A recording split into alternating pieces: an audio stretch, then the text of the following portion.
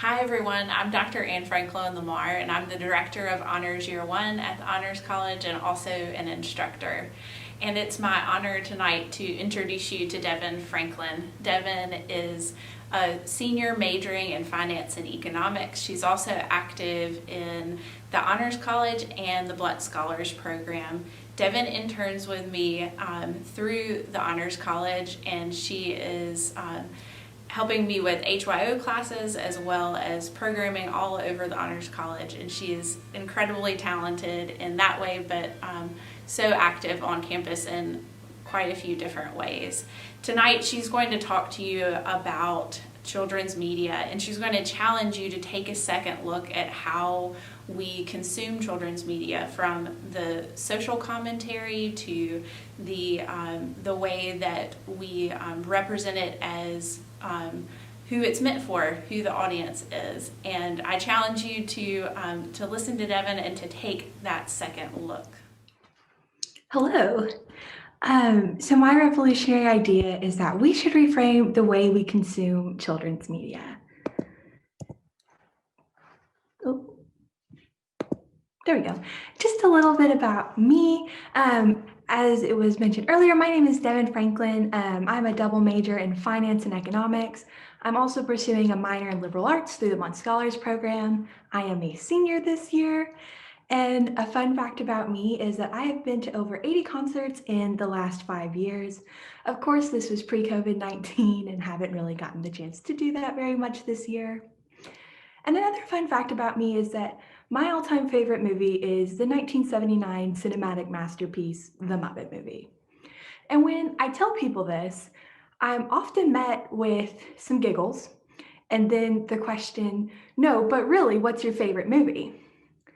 And this reaction has always kind of intrigued me, because if I had said that my favorite movie was Pulp Fiction or The Notebook, it would be completely accepted. But because I say that my favorite piece of my favorite piece of film is a children's movie, I'm met with skepticism.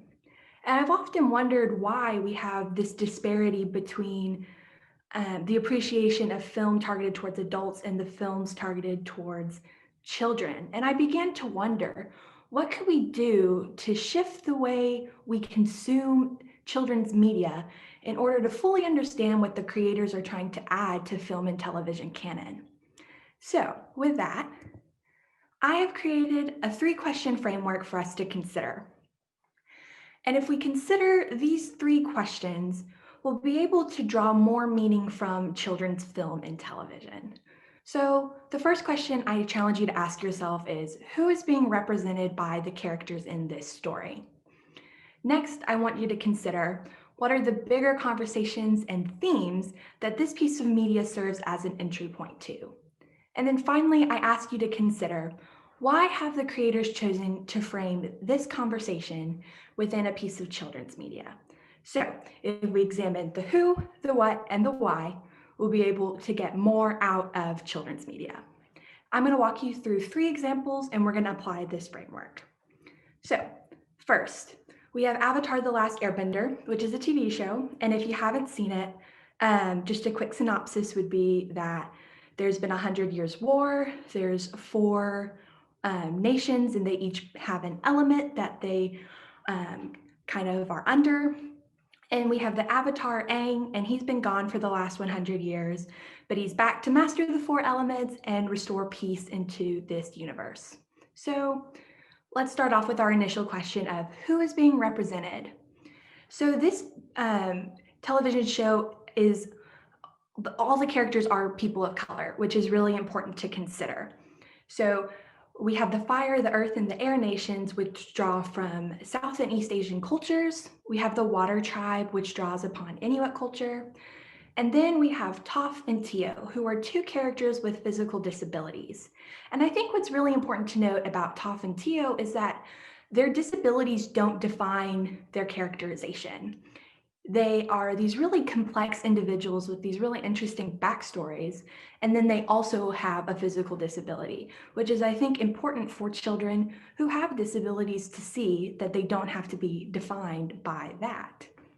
So moving on to our second question, what are the bigger conversations and themes being explored in this TV show? So first and foremost, we have imperialism.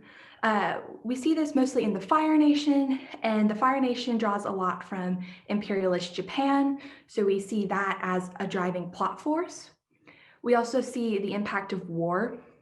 We see Aang's struggle with spirituality. We see this theme of found family and that blood doesn't define who loves you. And we see that particularly in seasons 2 and 3. We see a loss of culture. We see grief in the traditional sense of loss of life. We see sexism applied in a family unit and also systemically. We see the cycle of abuse play out, also particularly in seasons 2 and 3.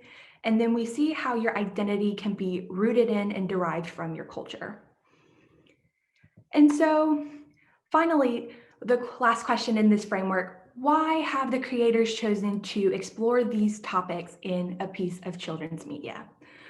So first off, imperialism and the impacts of war are the driving force of the plot, but it's still approachable because it's interspersed between comedy and these beautiful character arcs. So not only are you able to see how imperialism and war affect the individuals, you're also able to empathize with them and understand where they're coming from.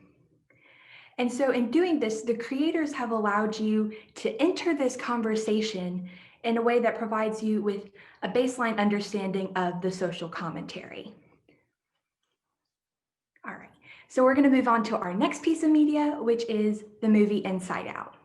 So this centers on Riley, pictured here, and she is a teenager and her life just got uprooted. She's moving from Minnesota to San Francisco, and the plot of the movie deals with her dealing with this big life change.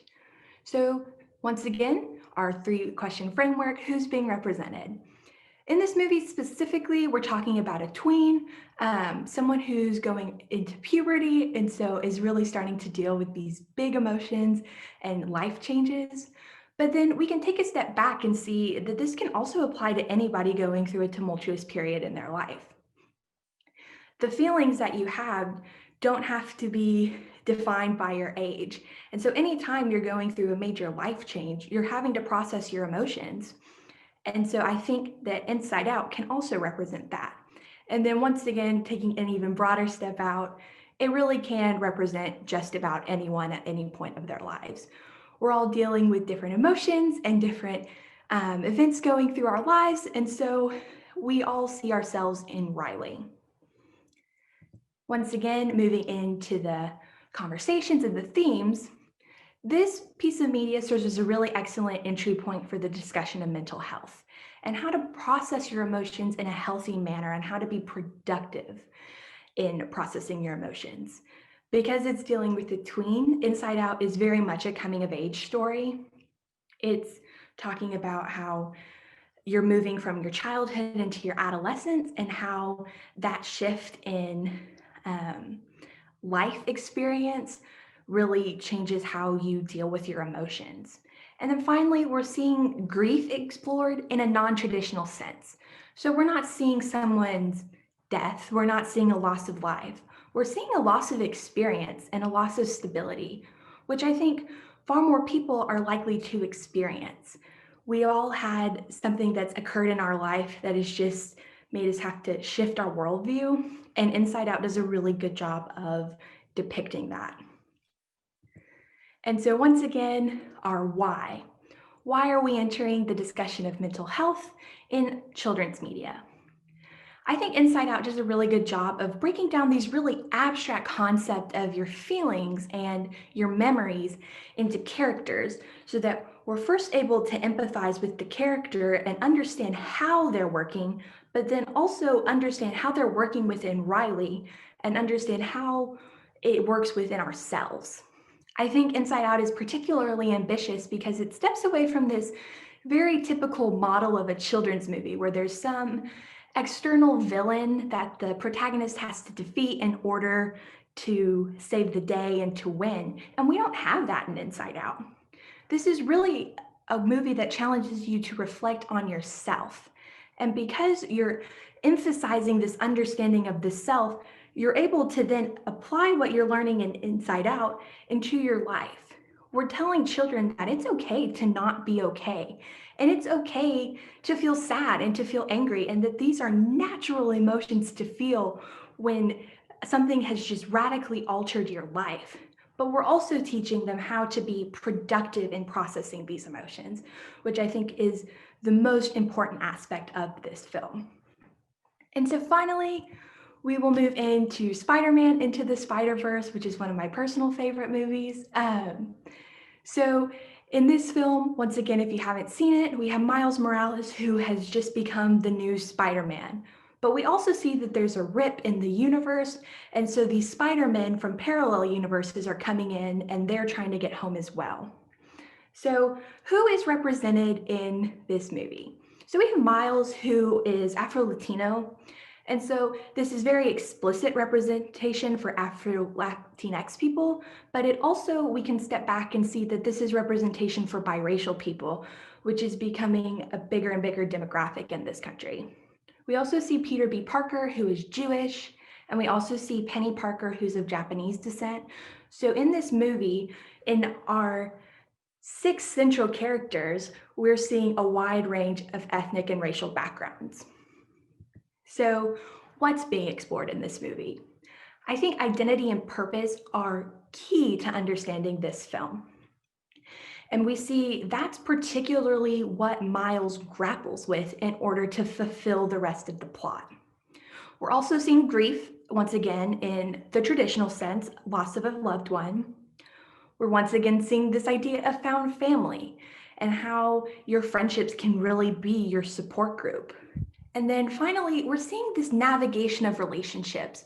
So not only are we seeing romantic relationships played out, we're also understanding how to navigate friendships and how to navigate your familial relationships, because each of those things is equally important.